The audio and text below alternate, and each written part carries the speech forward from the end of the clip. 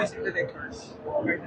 Sa ating mga directors po, district directors, ang ating guidance, walang alis sa kanilang AOR. Make sure na they properly supervise and monitor their personnel, especially po sa mga nakadeploy, to make sure na ang ating mga kababayan ay will feel secure this Holy Week.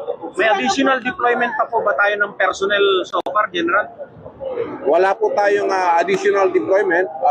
Yung 13,000 deployment po natin ay I feel sapat na po yun. At aside from the 13,000 PNP personnel, may kasama po tayo na mga barangay tanods at saka volunteer groups po na mag-assure sa security and safety po ng ating mga kababayan dito sa NCR. Ano tayo mga napansin violations dun sa mga naging inspections natin? Ganyan, may mga lumabag pa.